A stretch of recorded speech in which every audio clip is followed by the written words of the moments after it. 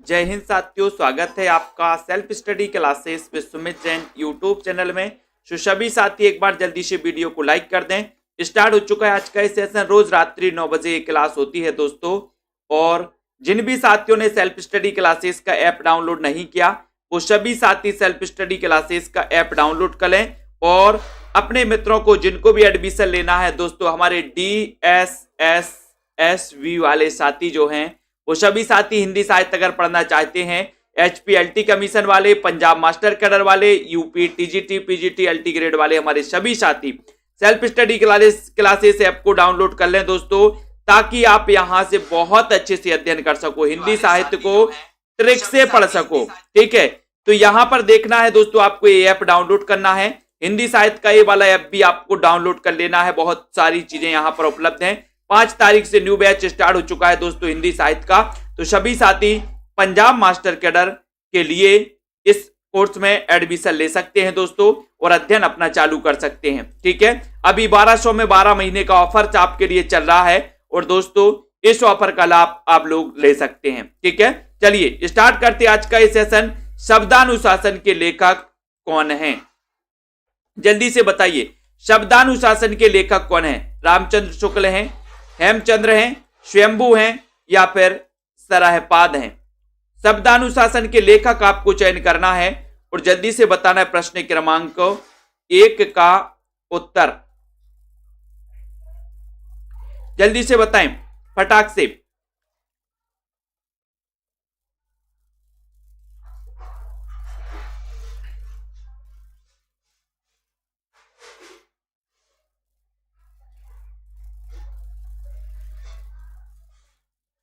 तो यहां पर शब्दानुशासन के जो लेखक हैं वो कौन है? हेमचंद्र। हेमचंद्र के बारे में एक चीज और बताना है आपको कि सर इन्हें क्या कहा जाता है?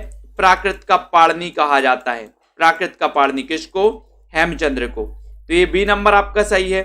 ठीक है, स्वयंभू को आपको पता ही अपभ्रंश के प्रथम महाकवि हैं। सरहपाद हिंदी के प्रथम कवि हैं, ये तो आपको पता ही है। पुष्टि मार्ग का प्रवर्तन किसने किया? ये क्वेश्चन आपसे पूछा गया है।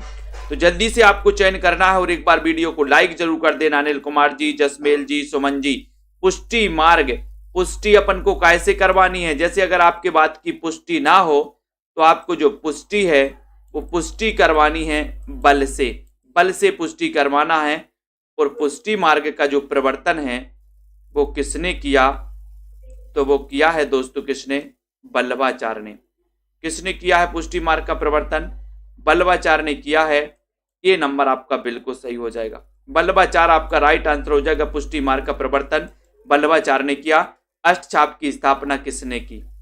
अष्टछाप की स्थापना किसने की? ये क्वेश्चन है आपके लिए प्रश्न क्रमांक 3 में। माधवाचार्य, विठलनाथ, वल्लभाचार्य या फिर सूरदास? जल्दी बताओ, अष्टछाप की स्थापना किसने की थी? किसने की थी बताइए अष्टछाप की स्थापना? और ये 1565 में दोस्तों, 1565 में अष्टछाप की स्थापना हुई थी। और अष्टछाप की जो स्थापना करने वाले थे वो कौन थे, ये आपको बताना है। बहुत ही अच्छा क्वेश्चन है, जल्दी से एक बार लाइक कर देना। अष्टछाप की स्थापना किसने की है?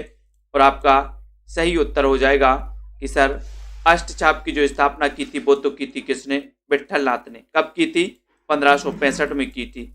ठीक है, विठलनाथ के पिता का नाम क्या था? वल्लभाचार्य। वल्लभाचार्य ने पुष्टि मार्ग की स्थापना की थी। पुष्टि मार्ग का प्रवर्तन किया था वल्लभाचार्य ने और अष्टछाप की स्थापना की थी विठलनाथ ने। अष्टछाप में दोस्तों 8 कवि थे। 4 शिष्य थे वल्लभाचार्य के और 4 शिष्य थे किसके? विठलनाथ के। ठीक है, ये याद रख लेना। कविता कौमुदी किसका काव्य संग्रह है? कविता कौमुदी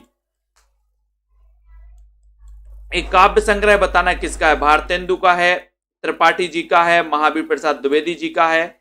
कविता कौमुदी के बारे में बताइए जल्दी से। ये कविता कौमुदी किसका काव्य संग्रह है? इसका आंसर बताना है राहुल जी। सभी से बनेगा पवन कुमार जी, गौतम। प्रश्न क्रमांक 4 में आपको चयन करना है। सेल्फ स्टडी क्लासेस का ऐप सभी साथी डाउनलोड कर लें हिंदी साहित्य को पढ़ने के लिए। और कविता कौमुदी किसका काव्य संग्रह है? 4 नंबर में आपको बताना है और 4 नंबर में सीधा आंसर चला गया कि सर त्रिपाठी जी का, यानी बी नंबर रामनरेश त्रिपाठी आपका बिल्कुल सही है। हिंदी का प्रथम रेखा चित्र संग्रह कौन सा है? हिंदी का प्रथम रेखा चित्र संग्रह कौन सा है? पद्म पराग, बोलती प्रतिमा, अतीत के चलचित्र या फिर स्मृति की रेखाएं। हिंदी का प्रथम रेखा चित्र संग्रह कौन सा है? ये क्वेश्चन आपको बताना है। जल्दी से आपको बताइए, जल्दी लाइक करना है, एक बार शेयर भी करना अपने मित्रों तक। हिंदी का प्रथम रेखा चित्र भी बताना है कौन सा है। 5 नंबर में रेखा चित्र संग्रह पूछा गया आपसे, संग्रह बताना, रेखा चित्र संग्रह। 5 नंबर का रेखा चित्र संग्रह बताना है मीनाक्षी जी और आशु गोंडवाल जी। यहां पर कंफ्यूज नहीं होना, रेखा चित्र संग्रह पूछा तो आप पद्म पराग लगाना, पद्म से शर्मा का, क्योंकि रेखा चित्र संग्रह था पद्म पराग, और रेखा चित्र अगर पूछा जाता, संग्रह ना होता, तब आप बोलती प्रतिमा लगाते। तो यहां पर आपका 1 नंबर बिल्कुल सही है। बंगाल का अकाल रिपोर्टाज के लेखक कौन है? बंगाल का अकाल बताना है। बंगाल का अकाल अभिषेक जी, सरोज यादव, लाली यादव जी, रोहित जी, जल्दी से बताओ बंगाल का अकाल के रचनाकार कौन है? एक बार वीडियो को लाइक जरूर कर देना अपने मित्रों तक, शेयर कर दो सभी साथियों। बंगाल का अकाल के रचनाकार कौन है ये आपको बताना है।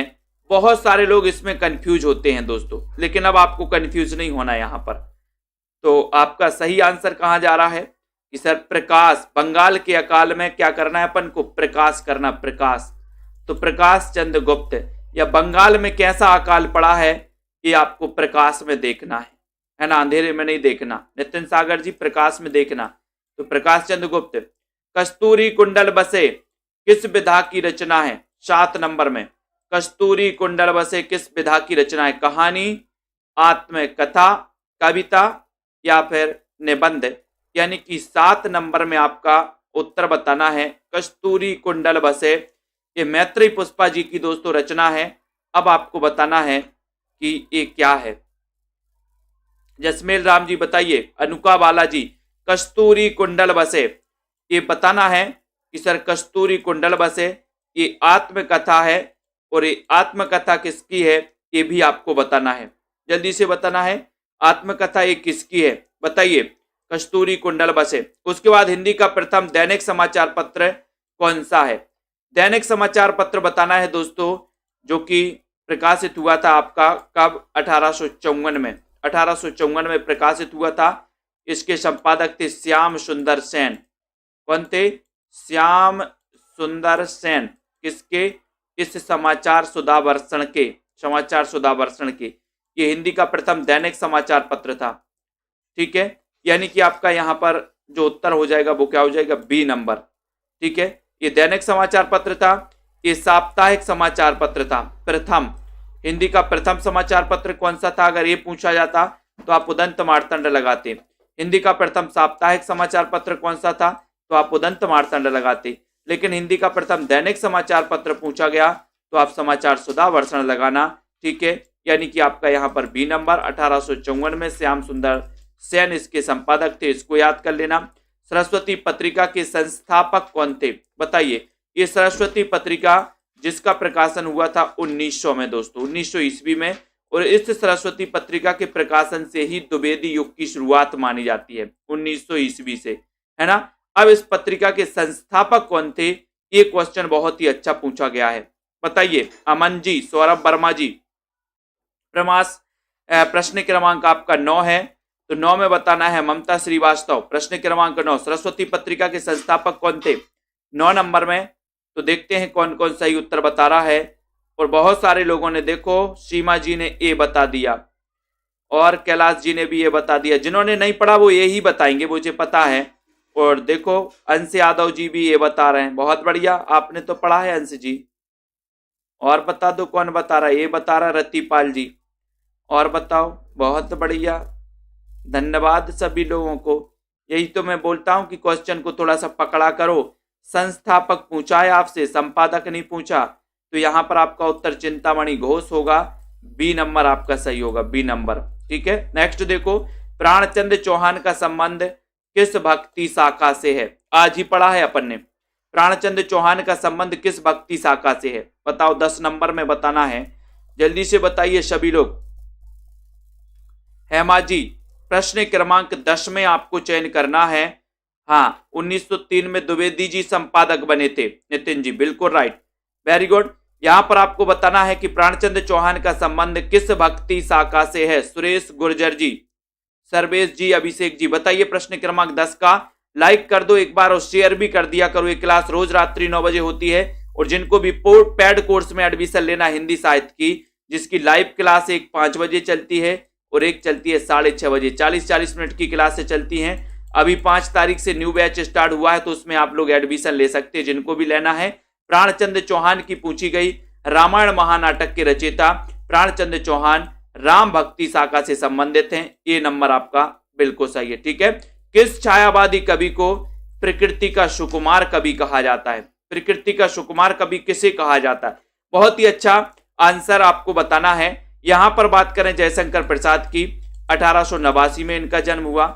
महादेवी वर्मा की बात करें 1907 में इनका जन्म हुआ। सुमित्रानंदन पंत की बात करें दोस्तों तो इनका जन्म हुआ है 1900 में, ठीक है। निराला के जन्म की बात करें तो इनका जन्म हुआ है दोस्तों 1897। कई विद्वान इनका 99 भी मानते हैं। तो इनके जन्म भी आपको पता होनी चाहिए, क्रमबद्ध भी पता होनी चाहिए कि सबसे पहले आएंगे जयशंकर प्रसाद, फिर आएंगे निराला, फिर पंत, फिर महादेवी वर्मा। यहाँ पर प्रकृति का सुकुमार कवि कहा जाता है सुमित्रानंदन पंत को, यानी कि आपका सी नंबर यहाँ पर बिल्कुल सही हो जाएगा, सी नंबर, ठीक है। कामायनी को छायावाद का उपनिषद किसने कहा? बहुत अच्छा क्वेश्चन है। कामायनी को छायावाद का उपनिषद प्रश्न क्रमांक 12 में आपको चयन करना है। लाइक भी करना है अपने मित्रों को, शेयर भी करते जाना है। बहुत ही अच्छा क्वेश्चन है। सुषमा कुमारी जी, देवेंद्र जी प्रजापति, प्रश्न क्रमांक 12 में जल्दी से आपको बताना है। मधु धिम्मन जी बताइए क्या होगा राइट आंसर? एस के गिल जी, प्रश्न क्रमांक 12 में, और 12 का राइट आंसर है कि सर यहां पर कामायनी को छायावाद का जो उपनिषद कहा है वो उपनिषद कहा है किसने कहा? डी नंबर, शांति प्रिय द्विवेदी। डी नंबर आपका चला जाता है, डी नंबर सही हो जाता है।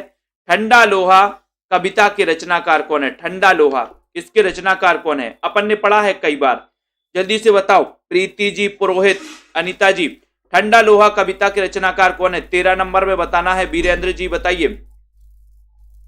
कविता जी, लाली यादव जी, ठंडा लोहा कविता।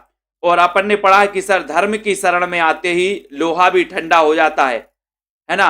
कितना भी गर्म लोहा हो, धर्म की शरण में जब आता है तो क्या हो जाता है? ठंडा हो जाता है। 1 नंबर में आप टिक लगा दो, 1 नंबर बिल्कुल सही है। आत्मजयी के रचनाकार कौन है? आत्मजयी के रचनाकार कौन है? इसका आंसर आपको बताना है। धर्मवीर भारती, दुष्यंत कुमार, नरेश मेहता या फिर कुंवर नारायण। आत्मजयी के रचनाकार कौन है? एक प्रश्न क्रमांक 14 का आंसर है। और आत्मजयी होते हैं कौन? कुंवर लोग। तो आत्मजयी के जो रचनाकार हैं वो कौन है? कुंवर नारायण, यानी कि आपका जो डी नंबर है कुंवर नारायण वो बिल्कुल सही है, ठीक है। कुंवर नारायण राइट आंसर आत्मजयी के रचनाकार हैं। पर्ण दत्त जयशंकर प्रसाद के किस नाटक का पात्र है? बहुत ही अच्छा क्वेश्चन है। प्रश्न क्रमांक 15 का आंसर पर्ण दत्त जयशंकर प्रसाद के किस नाटक का पात्र है? ये आपका क्वेश्चन है। कल्याणी परिणय, स्कंदगुप्त, अजात शत्रु या फिर दोस्तों एक दोबारा दे दिया स्कंदगुप्त। तो पर्ण दत्त जयशंकर प्रसाद के बारे में अपन ने पढ़ा है कि 1889 में इनका जन्म हुआ था। बताइए प्रश्न क्रमांक 15 में। और जल्दी से यहां पर आपका सही आंसर है कि सर ये जयशंकर प्रसाद के किस नाटक? तो नाटक है इनका स्कंदगुप्त के। बी नंबर स्कंदगुप्त आपका सही है, ठीक है, वेरी गुड। उदय Yadav ji, B number right answer है। अशोक के फूल निबंध के रचनाकार कौन है? प्रश्न क्रमांक 16 में बताना है। अशोक के फूल, अशोक नाम वृक्ष है और ये अशोक के फूल बताना है। और मैंने इसको कैसे याद करवाया था? जब कोई भी वृक्ष है दोस्तों, अशोक के फूल हो या कोई के भी फूल हो, अब फूल अगर एक फूलेगा इस प्रकार से एक फूल लगेगा या फिर दोस्तों बताइए 1000 फूल लगेंगे? बोले सर अशोक में तो एक फूल नहीं लगेगा, 1000 फूल लगेंगे। 1000 लगेंगे ना, तो ये अशोक के फूल निबंध किसका हो जाएगा? 1000 लगेंगे, इसलिए सर ये हजारी प्रसाद द्विवेदी का निबंध है, यानी डी नंबर हजारी प्रसाद द्विवेदी आपका सही हो जाएगा। अशोक के फूल हजारी प्रसाद द्विवेदी। ठीक है। उसके बाद देखो नीला चांद उपन्यास के लेखक कौन है? नीला चांद, ये नीला चांद उपन्यास बताना है, इसके लेखक कौन है? प्रश्न क्रमांक 17 में रांगे राघव है, सुरेंद्र वर्मा है, शरेश मटियानी है, या फिर इनमें से कोई नहीं? नीला चांद, ये तो कई बार पूछा गया। जल्दी से बताइए और एक बार जल्दी से लाइक भी करिए, शेयर भी कर दो अपने मित्रों तक। नीला चांद आपको बताना है, जल्दी बताइए। बहुत बढ़िया, कनक यादव जी 129 टीजीटी डीएसएसबी में, वेरी गुड। कटाप तो 123 गया है। नीला चांद उपन्यास के लेखक कौन है प्रश्न क्रमांक 17 में? तो आपका उत्तर है यहां पर, देखते हैं कौन कौन सही बता रहा है। प्रश्न क्रमांक 17 नंबर में और 17 नंबर में देखो बहुत सारे लोग सुरेंद्र वर्मा बताते जा रहे हैं, बाकी कुछ लोग हैं जिन्होंने सही बताया है। आपको पता होगा कि सर ये शिव प्रसाद का है नीला चांद, तो यहां पर उत्तर डी नंबर आपका सही है, इनमें से कोई नहीं। ठीक है, बहुत सारे लोगों ने बी लगा दिया है ना, तो ये डी नंबर आपका सही हो जाएगा, इनमें से कोई नहीं, क्योंकि ये शिव प्रसाद सिंह का है। ठीक है, बहुत बढ़िया। द्विवेदी युग को जागरण सुधार काल किसने कहा? द्विवेदी युग को जागरण सुधार काल किसने कहा? प्रश्न क्रमांक 18 में, 18 में बताइए, प्रश्न क्रमांक 18 नंबर में। और जल्दी से शेयर भी कर दो एक बार मित्रों को। और दोस्तों डीएसएसबी में बहुत सारे छात्रों का सिलेक्शन हुआ है ना। द्विवेदी युग को जागरण सुधार काल किसने कहा? 18 नंबर में। और आपका राइट आंसर हो जाएगा कि सर द्विवेदी युग 1900 ईस्वी से इसकी शुरुआत होती है। और 1900 में अगर बात करें तो अपन को पता है कि सर 1900 में सरस्वती पत्रिका का प्रकाशन भी हुआ था। चिंतामणि घोष उसके संस्थापक थे, प्रथम संपादक श्याम सुंदर दास थे। फिर 1903 में महावीर प्रसाद द्विवेदी संस्थापक बने थे। ऐसे ही द्विवेदी युग को जागरण सुधार काल किसने कहा, ये पूछा गया, तो आपको बी नंबर लगाना है, Nagendra. B number Nagendra right answer, very good. कौन सा मनोवैज्ञानिक उपन्यासकार है? मनोविश्लेषणात्मक उपन्यासकार कौन है ये बताना है। कुरैशी जी बताइए, वीरेंद्र जी, सुषमा जी। प्रश्न क्रमांक 19 में सभी लोग लाइक कर दो। जिनको हिंदी साहित्य का इतिहास पढ़ना है ट्रिक से, वो सभी साथी हिंदी साहित्य के लिए दोस्तों self study classes app download कर लें और उसमें एडमिशन भी ले सकते हैं आप। और एडमिशन के द्वारा बहुत ही अच्छा अध्ययन शुरुआत से अध्ययन कर सकते हैं। मनोवैज्ञानिक, जहां पर आपको लाइव क्लास है, recorded course, topic wise test, हर संडे को टेस्ट होता है। तो यहां पर आपका उत्तर क्या हो जाएगा? मनोविश्लेषणात्मक जो उपन्यास लिखे हैं दोस्तों 19 में, वो लिखे हैं किसने? डॉक्टर देवराज। डॉक्टर देवराज, जैनेन्द्र कुमार अज्ञे है ना, और ईला चंद्र जोशी, ये मनोविश्लेषणात्मक दोस्तों निबंधकार माने जाते हैं, उपन्यासकार माने जाते हैं, है ना। शिव पूजन सहाय का एकमात्र उपन्यास कौन सा है? बहुत अच्छा क्वेश्चन है। शिव पूजन सहाय का एकमात्र उपन्यास कौन सा? ये क्वेश्चन पूछा गया है। और मैं आपको एक चीज और बता रहा हूं, जिन्होंने एकमात्र उपन्यास लिखे हैं या एक दो उपन्यास बस लिखे हैं, उनके उपन्यास परीक्षाओं में ज्यादा पूछे जाते हैं। तो इनको तो बहुत आईएमपी में लिया करो। जैसे शिव पूजन सहाय का एकमात्र उपन्यास आपसे पूछा गया, तो 20 का आंसर आपको चयन करना है। और सभी साथी सेल्फ स्टडी क्लासेस ऐप को डाउनलोड कर लें। शिव पूजन सहाय के बारे में बताना है, 20 नंबर में आपको चयन करना है। और उत्तर है आपका देहाती दुनिया। ठीक है, शिव पूजन सहाय का एकमात्र उपन्यास कौन सा है? देहाती दुनिया, यानी कि ये नंबर आपका सही है, ये नंबर आपका बिल्कुल सही हो जाएगा। ठीक है, कौन सा भारत विभाजन पर आधारित उपन्यास नहीं है?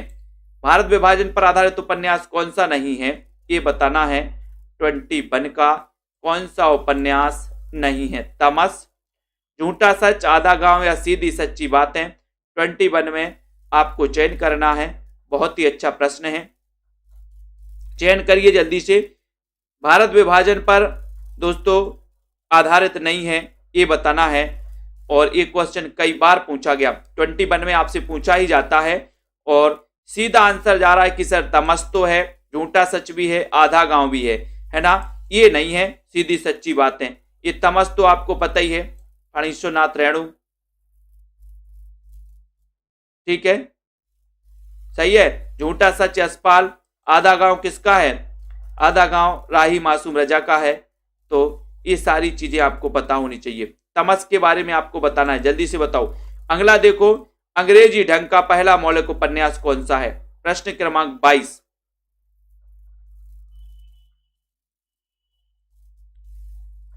पहला मौलिक उपन्यास अंग्रेजी के ढंग का पहला मौलिक उपन्यास कौन सा है?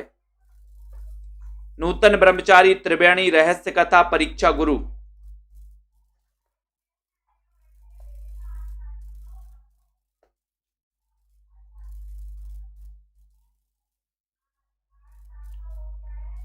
हाँ बिल्कुल सही, ये तमस भीष्म साहिनी का है, भीष्म साहिनी का, सॉरी, ये भीष्म साहिनी का है। ठीक है, इसको कर लो सही। हाँ वेरी गुड, ये भीष्म साहिनी का है। ठीक है, तमस, इसको सही करो, है ना। और अंग्रेजी ढंग का पहला मौलिक उपन्यास कौन सा है? 22 में आपको बताना है। नूतन ब्रह्मचारी, त्रिवेणी, रहस्य कथा या फिर दोस्तों परीक्षा गुरु। तो उत्तर चला जाएगा आपका परीक्षा गुरु, डी नंबर। ठीक है, ये पहला मौलिक उपन्यास कौन सा है? परीक्षा गुरु, श्रीनिवास दास, 1882। ठीक है, राजा निर्वसिया कहानी के लेखक कौन है? प्रश्न क्रमांक आपका 23 है, जल्दी से लाइक करो। राजा निर्वसिया कहानी के लेखक कौन है? ये क्वेश्चन आपसे पूछा गया। कमलेश्वर है, प्रेमचंद है, रविंद्र कालिया, हरिशंकर परसाई। राजा निर्वसिया, इसके रचनाकार बताना है तो जल्दी बताइए। निर्मला यादव जी, विजय लक्ष्मी जी, राम सेवक जी। प्रश्न क्रमांक बहुत अच्छा है, 23 नंबर। राजा निर्वसिया कहानी पूछा ही जाता है दोस्तों ये क्वेश्चन 23 में, और आपने उत्तर लगाया कि सर राजा निर्वसिया अगर आपने पूछा है तो आप कमलेश्वर लगा देना, ये नंबर लगा देना। ये नंबर सही है कमलेश्वर, वेरी गुड। ठीक है, कुरैशी जी, बंग महिला का असली नाम क्या था? बताइए बंग महिला का असली नाम। लाइक कर देना सभी साथी। पंजाब मास्टर कैडर का दोस्तों, पंजाब मास्टर कैडर का 4500 क्वेश्चन का एक मॉडल पेपर बनाया गया है, यानी कि इसमें दोस्तों 30 मॉडल पेपर हैं जिसमें 4500 क्वेश्चन है सिलेबस के अकॉर्डिंग। ठीक है, और इसकी पीडीएफ भी आपको मिलने वाली है, सॉरी पीडीएफ। ठीक है, पीडीएफ भी आपको मिलने वाली है, और इसमें इसके अलावा 2000 क्वेश्चन और अलग से दोस्तों इसमें जोड़े गए हैं। तो कुल मिला के आपको जो टेस्ट देने के लिए मिलेगा तो वो 6500 प्रश्नों के टेस्ट देने को मिलेंगे। ठीक है, काय के लिए? पंजाब मास्टर कैडर के लिए। तो जिनको भी साथियों को पंजाब मास्टर कैडर के मॉडल पेपर परचेस करना है वो अभी से प्रैक्टिस लगाना चालू कर दें। कितने नंबर आ रहे हैं वो उन नंबरों के लिए दोस्तों आप पढ़ सकते हैं। बंग महिला का असली नाम था राजेंद्र बाला घोष, यानी बी नंबर। इनकी एक कहानी आपने पढ़ी होगी, दुलाई वाली महिला को साथ में लेके आना, तो 1907 की ये कहानी पढ़ी होगी बंग महिला की। ठीक है, राजेंद्र बाला घोष। कलम का सिपाही जीवनी के लेखक कौन है? कलम का सिपाही जीवनी, कलम का सिपाही जीवनी के लेखक आपको बताना है।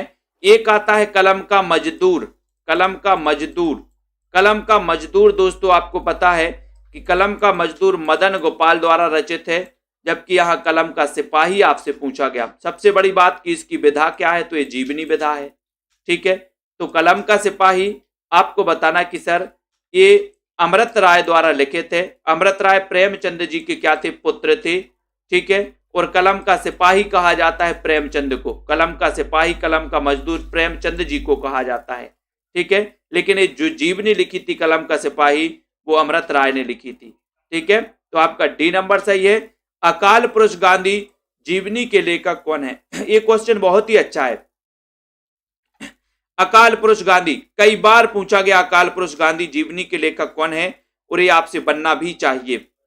प्रश्न क्रमांक आपका 26 है, जल्दी से बताइए, और एक बार लाइक जरूर करिए। सेल्फ स्टडी क्लासेस ऐप को डाउनलोड करें। अकाल पुरुष गांधी जीवनी के लेखक आपको चयन करना है और 26 में उत्तर बताना है।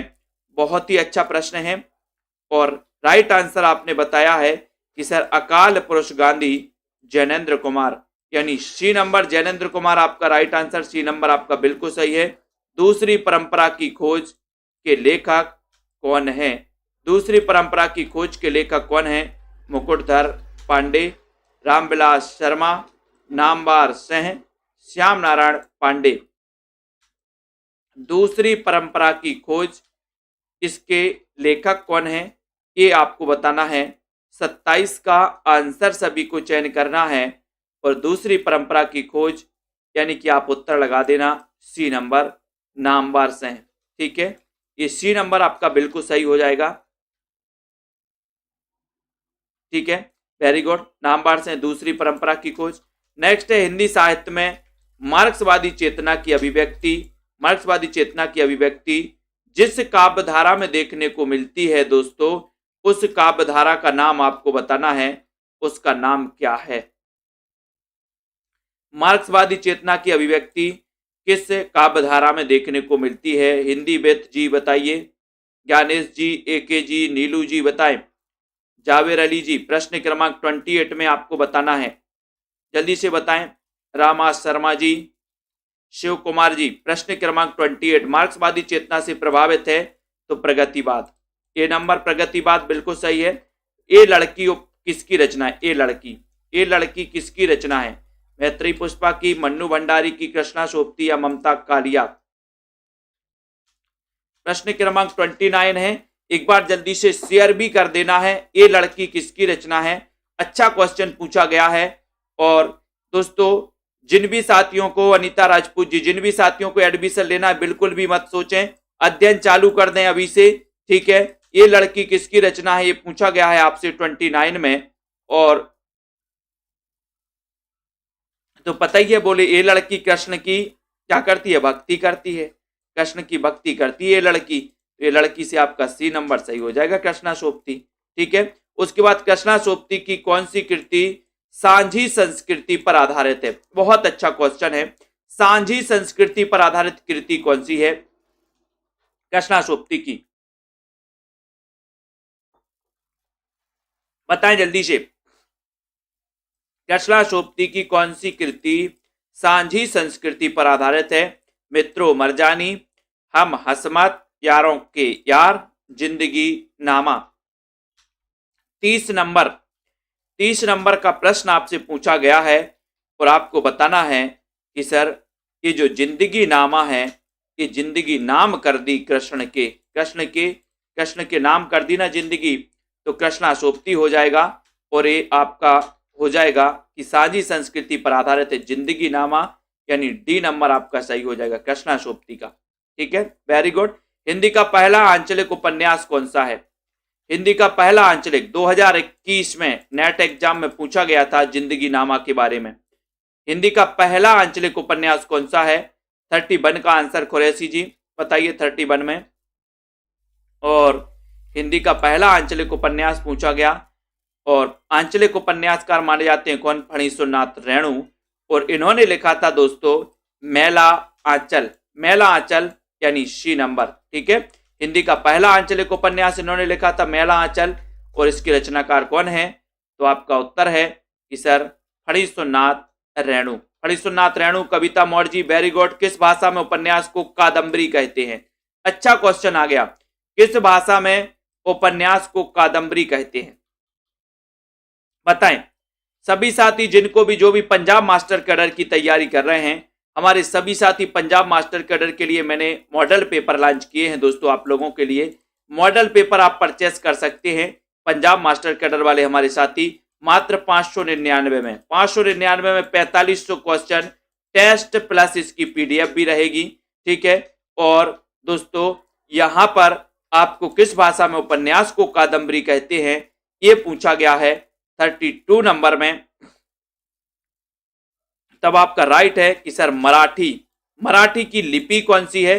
तो मराठी की लिपि है देवनागरी।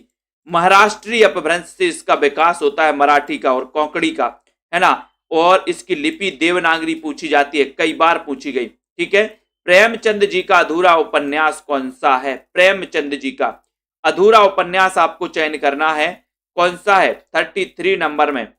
और एक बार जल्दी से चयन करो। मेरीगंज गांव नेट में आया था, मैला आंचल, बहुत बढ़िया। मेरीगंज गांव की कथा इसमें है, बहुत बढ़िया। कुरैशी जी बताना है आपको प्रेमचंद का अधूरा उपन्यास कौन सा है, 33 का आंसर। और सभी को पता है कि सर ये अधूरा उपन्यास है मंगलसूत्र, यानी डी नंबर मंगलसूत्र आपका राइट आंसर है, 33 का डी नंबर। कवि प्रिया के रचनाकार कौन है?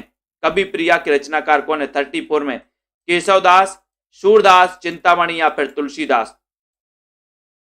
कवि प्रिया के रचनाकार कौन है? ये क्वेश्चन आपसे पूछा गया है।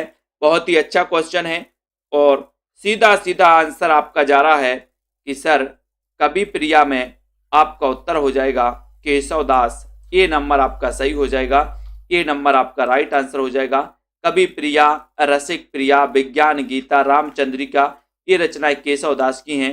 1555 में इनका जन्म होता है दोस्तों केशव दास जी का। रीतिकाल के प्रवर्तक कहे जाते हैं केशव दास, इनको याद रख लेना। कठिन काव्य का प्रेत भी इन्हें कहा जाता है, केशव दास को कठिन काव्य का प्रेत। कीर्ति लता के रचनाकार कौन है? 35 में आपको चयन करना है। कीर्ति लता के रचनाकार कौन है? एक बड़ा ही अच्छा क्वेश्चन आपसे पूछा गया है, जल्दी से बताओ। कीर्ति लता और कीर्ति पताका, ये दोस्तों आपको पता है अबहट्ट भाषा में मानी जाती हैं। अबहट्ट में इसकी रचना हुई है कीर्ति लता और कीर्ति पताका को। विद्यापति ने इस कीर्ति लता को कहानी कहा है, कहानी आपने पढ़ा होगा, कहानी, ठीक है। तो ये कीर्ति लता की रचनाकार कौन माने जाते हैं, ये आपसे पूछा गया और सीधा आंसर आपने लगाया कि सर कीर्ति लता आप पूछ रहे हो तो लगा दो विद्यापति। विद्यापति यानी सी नंबर आपका right, Vidyapati, very good. Ramkumar Verma ने हिंदी का प्रथम कवि किसे माना? बहुत अच्छा क्वेश्चन। रामकुमार वर्मा जिनका की जन्म हुआ था 1905 में, छायावाद के कवियों में इनका नाम आता है रामकुमार वर्मा का। और दोस्तों ये बहुत ही श्रेष्ठ आलोचक कवि के रूप में प्रसिद्ध हैं। आपने हिंदी साहित्य का आलोचनात्मक इतिहास पढ़ा होगा। आलोचनात्मक इतिहास रामकुमार वर्मा ने 1938 में लिखा था और 1938 में ये आलोचनात्मक इतिहास जो लिखा था दोस्तों, ये अधूरा ग्रंथ इनका माना जाता है। अधूरा ऐतिहासिक ग्रंथ है कौन सा? हिंदी साहित्य का आलोचनात्मक इतिहास। और रामकुमार वर्मा ने हिंदी का जो प्रथम कवि माना था, वो माना था किसको? किसको माना था? स्वयंभू को। स्वयंभू को यानी ए नंबर। अपभ्रंश के प्रथम महाकवि माने जाते स्वयंभू। इन्होंने रचना की थी पयोमचर्यु की, ठीक है। पयोमचर्यु को जैनी रामायण के रूप में माना जाता है, ये भी आपको याद करना है। और बात करें मौर्य विजय के रचनाकार कौन है? 37 नंबर में मौर्य विजय के रचनाकार कौन है? एक अच्छा क्वेश्चन आपसे पूछा गया। बालकर्ण शर्मा नवीन, सियाराम शरण गुप्त, मैथिली शरण गुप्त, इनमें से कोई नहीं। मौर्य विजय के रचनाकार कौन है? अच्छा क्वेश्चन पूछा गया, बताइए। मौर्य विजय 37 नंबर में। लाइक करना है, अपने मित्रों तक शेयर भी करना है। मौर्य विजय के रचनाकार कौन है? बहुत ही अच्छा क्वेश्चन है। और सेल्फ स्टडी क्लासेस को ऐप सभी लोग ऐप डाउनलोड कर लें, जिनको भी पढ़ना है बहुत ही अच्छे से ट्रिक से पढ़ना है। हिंदी साहित्य की रचनाएं याद नहीं होती, हिंदी साहित्य आपको कठिन लगता है, तो एक बार सेल्फ स्टडी क्लासेस ऐप में आइए और दोस्तों पढ़िए। पेड क्लास में आपको कैसे आपको इंटरेस्ट नहीं आता हिंदी साहित्य में, मैं आपको बताऊंगा। रागिनी वर्मा जी, आशुतोष जी, यहां पर आपका उत्तर हो जाएगा बी नंबर यानी सियाराम शरण गुप्त, ठीक है। बहुत बढ़िया। पहला विश्व हिंदी सम्मेलन कहां हुआ था? मैंने आपको याद करवाए हैं। पहला विश्व हिंदी सम्मेलन कब हुआ था, कहां हुआ था? राहुल राज जी बताइए। कमलाकांत कुशवाहा जी, प्रश्न क्रमांक 38 है। और यहां पर राजीव यादव जी बताइए, पहला विश्व हिंदी सम्मेलन कहां पर हुआ था? पहले विश्व हिंदी सम्मेलन की बात हो रही, लंदन में, नागपुर में, न्यूयॉर्क में या फिर भोपाल में? कहां पर हुआ था ये पहला विश्व हिंदी सम्मेलन? और 38 का सीधा आंसर है कि सर ये जो पहला विश्व हिंदी सम्मेलन हुआ था, ये हुआ था नागपुर में। नागपुर में हुआ था, यानी कि आपका जो यहां पर बी नंबर है वो बिल्कुल सही है, ठीक है। बहुत बढ़िया, वेरी गुड। और चलते हैं 1975 में ये हुआ था। और दोस्तों अगला देखते हैं, उत्तम का विलोम क्या है? बहुत अच्छा क्वेश्चन। उत्तम का विलोम क्या है बताओ? अधम, उदार, उग्र या फिर अवनत? 39 का कई बार पूछा गया, उत्तम का विलोम क्या हो जाता है? प्रज्ञा गर्ग जी, सरबजीत जी कौर, बताओ। जगदीश जी, उत्तम का विलोम क्या हो जाएगा यहां पर? बबीता जी, किरण जी, प्रश्न क्रमांक 39 में उत्तम का विलोम बताना है। और लगभग बहुत सारे साथी सही उत्तर दे रहे हैं कि सर जॉनी बंसल जी, शांति जी, अरुण राजपूत जी, उत्तर है उत्तम का होता है अधम।